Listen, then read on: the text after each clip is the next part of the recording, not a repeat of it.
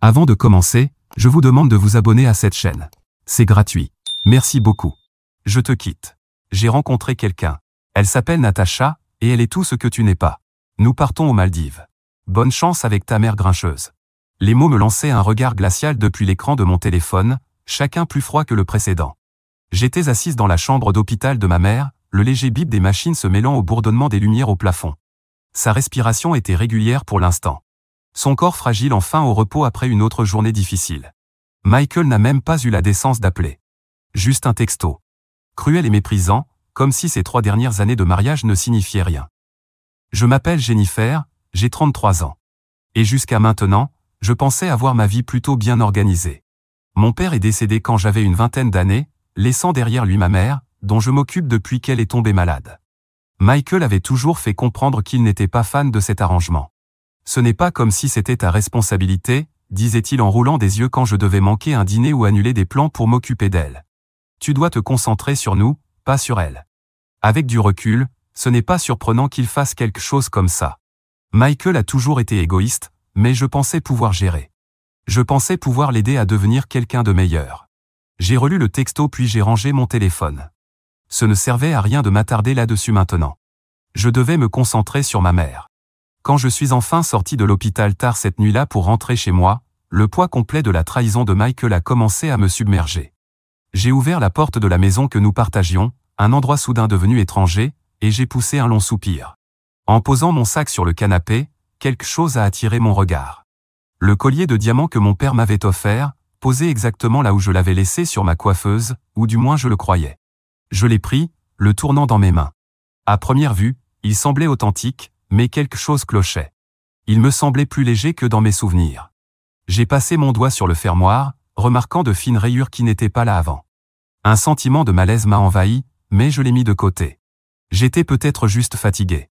1 heure plus tard, alors que je rangeais, mon téléphone a vibré avec une alerte. J'ai regardé l'écran et j'ai figé. Alerte de sécurité, un objet a été déplacé de son emplacement désigné. Je suis resté là, incrédule. La puce de suivi incrustée dans le fermoir de mon collier, une précaution que mon père avait exigée quand il me l'avait offert, avait été activée. Le système avait un délai, donc Michael aurait dû le prendre quelques heures plus tôt. Le vrai collier n'était pas ici. Michael ne m'a pas seulement quitté, il l'a volé. Mes mains ont serré le faux collier alors que je m'asseyais, l'esprit en ébullition. Michael pensait pouvoir me trahir et s'enfuir avec sa maîtresse. Il n'avait aucune idée à qui il avait affaire. La prise de conscience m'a frappé comme une vague. Michael n'avait pas seulement quitté le foyer, il avait pris la chose la plus précieuse que je possédais. Assise sur le canapé, le faux collier en main, mon esprit passait en revue toutes les possibilités. Quand l'avait-il fait? Depuis combien de temps planifiait-il ça? L'idée qu'il soit entré en douce dans notre chambre, et remplacé le collier par une contrefaçon bon marché, me donnait la nausée. Le collier de diamant n'était pas qu'un bijou. C'était le dernier cadeau de mon père, un symbole de son amour et de sa fierté. Perdre mon père avait été la chose la plus difficile à laquelle j'ai jamais fait face, et ce collier était l'un des rares souvenirs tangibles que j'avais de lui. Michael le savait. Il savait ce que ça signifiait pour moi, et il l'a quand même pris. J'ai ouvert l'application de suivi liée à la puce de sécurité intégrée dans le vrai collier. Le point clignotant sur la carte m'a indiqué exactement où il avait été emmené, un prêteur sur gage à 3 km d'ici. Ma mâchoire s'est crispée alors que la colère montait. Comment osait-il? La réalité s'est enfoncée plus profondément dans mes os. Michael préparait ça depuis un moment. Son message abrupt, la façon dont il n'avait même pas essayé de justifier ses actes. Tout faisait partie de son plan d'évasion. Mais la question restait, pourquoi? J'ai appelé le prêteur sur gage, forçant ma voix à rester calme. Bonjour, je vous appelle au sujet d'un collier de diamants qui aurait pu être déposé dans votre boutique récemment. Il contient une puce de sécurité, et je viens de recevoir une alerte concernant sa localisation. Il y a eu un silence, puis l'homme au bout du fil a répondu. Oui, on a eu un objet comme ça ce matin. Un type l'a vendu. Grand, cheveux foncés, semblait un peu nerveux. Michael. Vous l'avez encore, ai-je demandé, le cœur battant. Plus maintenant, a-t-il dit. On a signalé ça aux autorités quand on a vu la puce. Ça a été identifié comme volé, donc ce n'est plus entre nos mains. Je vous conseille de contacter la police. J'ai raccroché et fixé le mur, le poids de la situation m'envahissant. Michael ne m'avait pas seulement trahi, il m'avait volé et laissé derrière lui une trace évidente. Ma tristesse s'est transformée en détermination. Je ne le laisserai pas s'en tirer comme ça. S'il pensait pouvoir quitter notre mariage avec le collier de mon père et vivre heureux aux Maldives avec sa maîtresse, il se trompait lourdement. Le lendemain matin, j'ai contacté la police et leur ai donné tous les détails. Les données de la puce de suivi, le rapport du prêteur sur gage, et le départ suspect de Michael ont suffi à attirer leur attention. Un enquêteur du FBI s'est impliqué et m'a assuré que ce genre d'affaires n'était pas rare. Nous allons nous en occuper, dit fermement l'agent. Un objet de grande valeur comme celui-ci ne disparaît pas comme ça. Entendre ces mots m'apporta un certain soulagement, mais à peine. Le collier en diamant n'était pas seulement un objet de grande valeur. Il était irremplaçable. Au fil des heures, j'ai commencé à assembler les pièces du puzzle. La trahison de Michael n'avait rien d'un acte impulsif. Le faux collier, le message soudain, et la visite au prêteur sur gage, tout pointait vers un plan soigneusement orchestré. Je faisais défiler ses publications sur les réseaux sociaux, une habitude que j'avais développée au fil des années pour suivre son comportement erratique. C'est là que je l'ai vu, une photo postée quelques heures plus tôt. Michael était allongé sur une plage de sable blanc immaculé, des lunettes de soleil sur le nez, un cocktail à la main. Assise à côté de lui, affichant un sourire de gagnante au loto, se trouvait Natasha. Elle incarnait tout ce qu'il prétendait que je n'étais pas, jeune, insouciante, et totalement ignorante du chaos qu'il avait laissé derrière lui. La légende disait, enfin vivre son rêve. Vie aux Maldives. Nouveau départ. Mon estomac s'est retourné, mais ce n'était pas de la tristesse. Une colère brutale et tenace montait en moi. Il se croyait intouchable. Il pensait que je resterais là, brisée et impuissante, pendant qu'il vivait sa petite fantaisie. Mais Michael ne me connaissait pas aussi bien qu'il le pensait. J'ai passé le reste de la journée à rassembler toutes les preuves possibles. Relevés bancaires, messages, même les reçus du prêteur sur gage que l'enquêteur m'avait transmis. Chaque document dressait le portrait d'un homme désespéré d'échapper à ses échecs, prêt à trahir celle qu'il avait soutenue à chaque chute. Ce soir-là, l'enquêteur m'a appelé avec une mise à jour. Nous avons retracé les fonds qu'il a reçus du prêteur. Il semble qu'il ait transféré l'argent sur un compte offshore avant de partir pour les Maldives. Nous collaborons avec les autorités locales pour geler le compte et récupérer le collier. Un petit sourire étira le coin de mes lèvres. Michael n'avait aucune idée que le rêve qu'il s'était construit était déjà en train de s'effondrer. J'ai fermé mon ordinateur et me suis adossé à mon siège, tenant le faux collier dans mes mains. La rage que j'avais ressentie plus tôt était toujours là, mais elle était maintenant mêlée à autre chose, la détermination. Michael pensait avoir gagné, mais ce n'était que le début. Le lendemain matin, je suis entré dans le bureau de l'enquêteur avec un dossier rempli de documents. Mes mains tremblaient légèrement, mais je n'allais pas laisser mes nerfs prendre le dessus. Ce n'était pas seulement à propos du collier, c'était une question de justice. Le détective Chambers me salua d'une poignée de main ferme. « Jennifer, merci d'être venue. Voyons tout ce que vous avez apporté. » J'ai soigneusement étalé les preuves, relevés bancaires montrant des retraits suspects, messages illustrant le comportement instable de Michael, et les reçus transmis par le prêteur sur gage. C'est tout ce que j'ai pu trouver, dis-je d'une voix posée. Il n'a pas seulement pris le collier. Il transfère de l'argent de notre compte joint depuis des mois. Chambers acquiesça, ses yeux aiguisés analysant les documents. Vous avez fait une bonne partie du travail pour nous.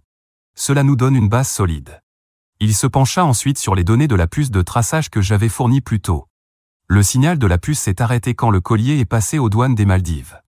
Nous l'avons déjà signalé aux autorités là-bas, mais c'est un processus complexe. Les affaires internationales comme celle-ci exigent une collaboration avec les responsables locaux. Cela aurait dû me faire sentir impuissante, mais ce ne fut pas le cas. Pour la première fois depuis la trahison de Michael, j'avais l'impression d'avoir des alliés à mes côtés. La conversation se concentra ensuite sur les activités récentes de Michael. Chambers ouvrit un dossier montrant ses mouvements financiers. Il est clair qu'il planifiait cela depuis des mois. Il a vendu le collier pour obtenir rapidement de l'argent liquide, mais la majorité de ses fonds est bloquée sur des comptes offshore. Nous avons demandé le gel de ces comptes. Si cela est approuvé, ce sera un autre clou dans son cercueil. Je me suis adossé, digérant toutes ces informations. Vous pensez qu'il sait que vous êtes sur ses traces? Peu probable, répondit Chambers. Les hommes comme Michael se croient intouchables. Cette arrogance joue en notre faveur. J'ai quitté le bureau avec un mélange d'émotions, soulagement, colère, et une clarté nouvelle. Autant les actes de Michael m'avaient blessé, autant il m'avait ouvert les yeux sur sa véritable nature. Ce n'était pas juste un homme égoïste. C'était un manipulateur calculateur qui pensait pouvoir me piétiner. Je ne le laisserai pas faire. Ce soir-là, j'ai appelé ma mère pour prendre de ses nouvelles. Entendre sa voix, fragile mais empreinte de chaleur, m'a rappelé pourquoi je me battais avec autant de force. Elle avait toujours été mon pilier.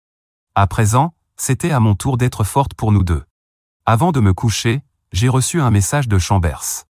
L'enquête progresse. Restez forte Jennifer. Nous allons la voir. J'ai dormi paisiblement, sachant que la justice était à portée de main. Les publications Instagram de Michael étaient devenues un rituel quotidien pour moi, un étrange mélange de masochisme et de motivation. Chaque photo me rappelait sa trahison, mais elles alimentaient aussi ma détermination. Un matin, je suis tombé sur sa dernière publication, un selfie de lui et Natasha au bord d'une piscine à débordement. Son chapeau de soleil immense cachait à peine son sourire suffisant, tandis que Michael levait un verre de champagne. La légende disait « Vivre sans limite. Paradis des Maldives. Objectif de couple. » Je ricanais en secouant la tête. Objectif de couple? Plutôt des objectifs criminels. À l'insu de Michael, les murs se refermaient sur lui. Le détective Chambers m'avait donné des nouvelles plus tôt ce matin-là. Nous avons confirmé que son compte offshore a été gelé hier. Il ne s'en est probablement pas encore rendu compte, mais une fois qu'il le fera, il commencera à paniquer. C'est là que les erreurs arrivent. Chambers n'avait pas tort. Le lendemain, Michael publia une story montrant une virée shopping dans une boutique de luxe. Natasha paradait dans une robe de créateur, tournoyant devant la caméra pendant que Michael commentait « Tout pour ma reine ». Mais les fissures commençaient à apparaître. J'ai remarqué que ses publications devenaient plus rares et plus courtes, comme s'il était trop préoccupé pour rédiger ses légendes habituelles. Plus tard dans la semaine, j'ai reçu un appel de Chambers. « Jennifer, nous avons des nouvelles. Les autorités maldiviennes ont officiellement signalé Michael.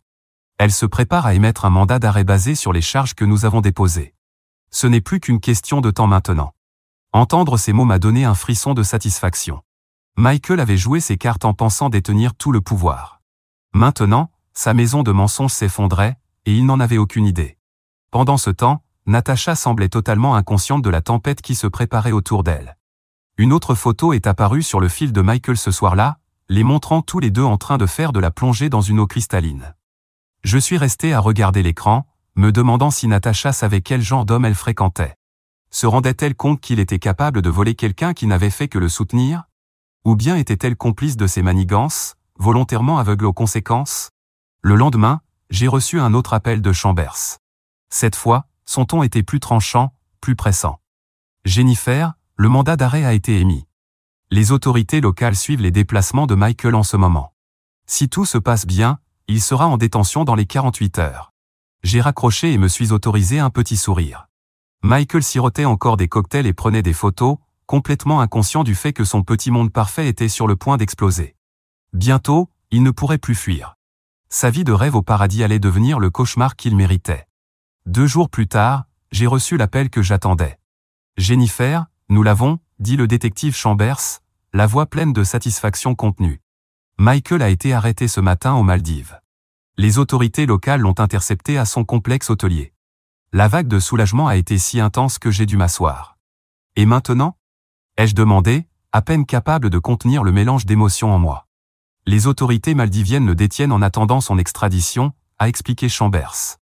Il est également inculpé localement pour avoir tenté de transporter un objet signalé à travers les frontières. Natasha n'a pas été arrêtée, mais il a hésité. Mais quoi?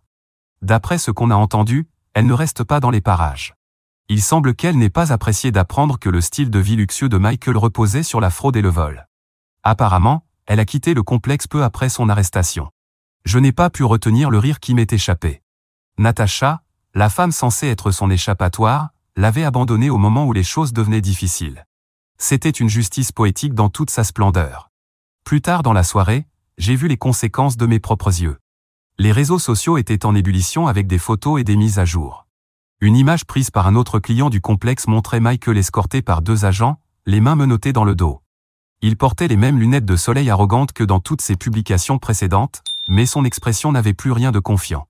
La légende disait « drame au complexe ». Un type arrêté pour vol. Apparemment, le paradis ne convient pas à tout le monde. Scandale. J'ai passé l'heure suivante à faire défiler le chaos. Natasha avait supprimé toutes ses publications avec Michael. Ces légendes nettoyaient de toute mention de leur vie de rêve. Quelques commentateurs attentifs ont spéculé qu'elle était déjà rentrée chez elle, laissant Michael se débrouiller seul. Il ne fallut pas longtemps avant que mon téléphone vibre avec un message du détective Chambers. Le processus d'extradition a commencé. Il sera ramené ici pour faire face aux accusations. Avec les preuves que nous avons, l'affaire est solide. Il ne s'en sortira pas. Pour la première fois depuis le début de ce cauchemar, j'ai ressenti quelque chose qui ressemblait à la paix. Michael, qui pensait pouvoir me voler le collier de mon père, mon argent et ma dignité, était maintenant assis dans une cellule maldivienne sans possibilité de fuite.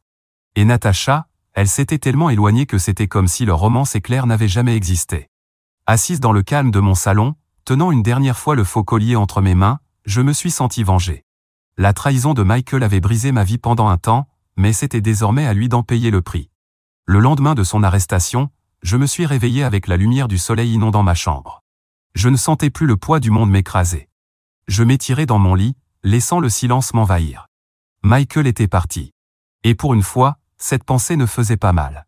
Elle était libératrice. La première chose que j'ai faite, c'est rendre visite à ma mère. Assise à son chevet à l'hôpital, je lui tenais la main et lui racontais tout ce qui s'était passé. Il paie enfin pour ce qu'il a fait, dis-je doucement. Ma mère, fragile mais toujours lucide, serra faiblement ma main. Tu es plus forte que tu ne le crois, Jennifer. Je l'ai toujours su. Ces mots me sont restés longtemps en tête après mon départ.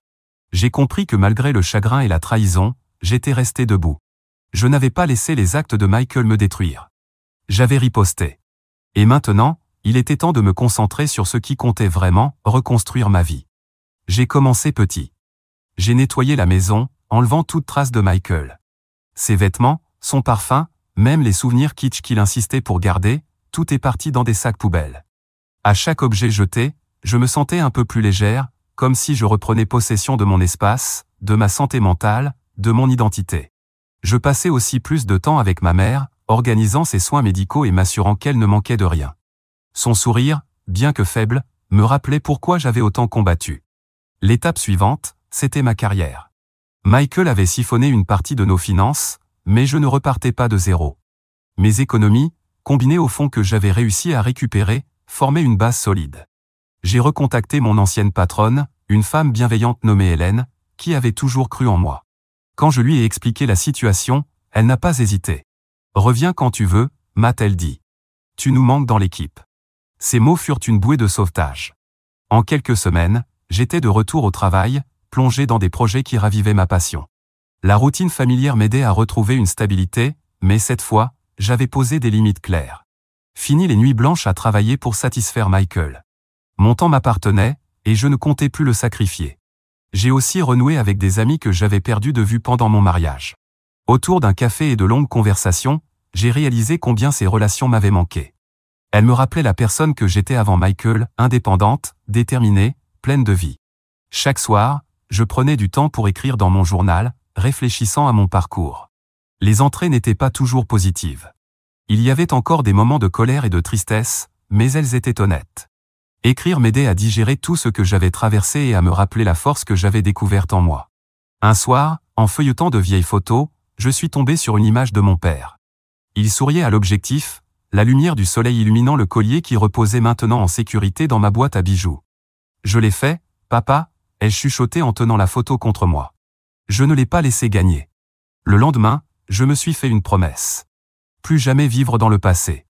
Le chapitre Michael était clos. Il était temps de me concentrer sur moi, sur ma mère, et sur l'avenir qu'il nous restait. C'était une soirée tranquille quand j'ai reçu le message. Au début, je n'ai pas reconnu le numéro. Le texte disait « Jennifer, c'est Natacha. Je sais que je suis la dernière personne que tu veux entendre, mais je dois te dire quelque chose.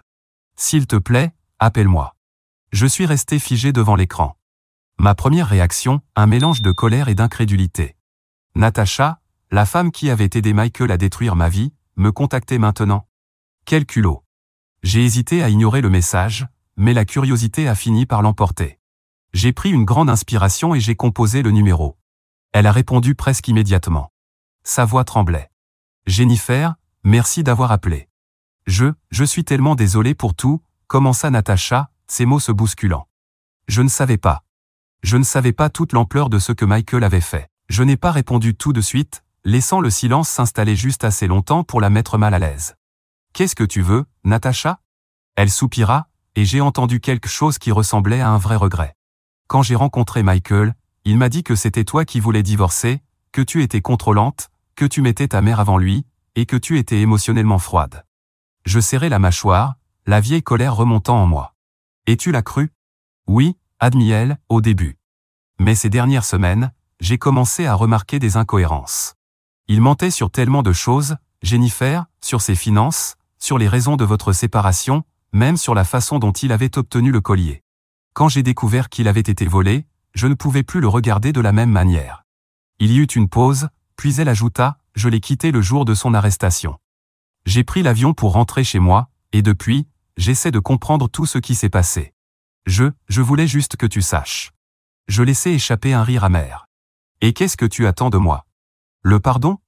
De la compassion? » « Non, dit Natacha rapidement. Je ne le mérite pas. Je voulais juste m'excuser. Et lui dire que Michael ne t'a pas seulement blessé, il m'a aussi blessé, d'une manière dont je ne me rendais pas compte avant qu'il ne soit trop tard. C'est un maître manipulateur. » Ces mots restèrent suspendus dans l'air, et pendant un instant, j'ai mesuré leur poids. Je ne lui faisais pas totalement confiance, mais je pouvais voir les fissures dans sa confiance. Michael l'avait utilisé tout comme il m'avait utilisé. « J'apprécie tes excuses, dis-je enfin. Mon ton était sec mais poli. Mais cela ne change rien. Je tourne la page avec Michael, et je te suggère de faire de même. » Natacha laissa échapper un souffle tremblant. « Je le ferai. Merci de m'avoir écouté. » Quand l'appel se termina, je restai silencieuse, fixant mon téléphone. Une part de moi se sentait reconnue. Les mensonges de Michael avaient fini par le rattraper sous tous les angles possibles, mais je ne voulais pas m'attarder sur les paroles ou le remords de Natacha. Ce n'était plus une question d'elle ou de Michael. C'était à propos de moi, reprendre ma vie en main. Je me levai et rangeai mon téléphone, me concentrant plutôt sur l'avenir que je construisais. La trahison de Michael m'avait autrefois consumé, mais maintenant ce n'était plus qu'un chapitre que j'avais déjà refermé. L'appel arriva un mardi matin frais. La voix familière du détective Chambers portait une note de satisfaction. « Jennifer, j'ai une bonne nouvelle, dit-il. Le collier a été officiellement retrouvé et est en cours de restitution. Il devrait te revenir d'ici la fin de la semaine. » Pendant un instant, je ne pus parler. Un soulagement m'envahit, mêlé à un profond sentiment de clôture. « Merci », parvins-je finalement à dire, la voix ferme mais pleine d'émotion. « Cela signifie plus que tu ne peux l'imaginer. Il y a encore autre chose, » continua Chambers. « La date du procès de Michael est fixée, et avec les charges et preuves contre lui, il est presque certain qu'il passera un temps significatif en prison. La justice est en marche. » Entendre ces mots fut comme la dernière pièce d'un puzzle se mettant en place. Michael, qui avait tenté de me détruire, allait enfin payer pour ses actes. Quand j'eus raccroché, je restai assise en réflexion silencieuse. Le collier de mon père, ce lien tangible avec son amour et sa force, revenait à la maison. Le vol du collier par Michael avait été une tentative désespérée d'effacer mon sentiment de stabilité, mais cela n'avait fait que prouver ma véritable résilience. En regardant par la fenêtre, un sentiment de fierté m'envahit. J'avais affronté la trahison, riposté, et j'en étais sorti plus forte. Le jour où le collier arriva, je l'allai chercher au bureau de l'enquêteur. Le tenant entre mes mains, je ressentis une paix immense. Il brillait aussi intensément que le jour où mon père me l'avait offert. Ce n'était pas qu'un bijou. C'était un symbole de résilience, d'amour, et de tout ce que j'avais surmonté. Ce soir-là, je m'assis auprès de ma mère dans sa chambre d'hôpital, le collier autour du cou. Ses yeux s'illuminèrent en le voyant, un rare instant de clarté perçant sa fatigue habituelle. « Il est magnifique », murmura-t-elle doucement, la voix à peine audible. « Il est chez lui », répondis-je en lui prenant la main. Assise là, une idée commença à germer. Ma mère avait tant souffert, voyant sa santé décliner, sachant tout ce que j'avais sacrifié pour elle.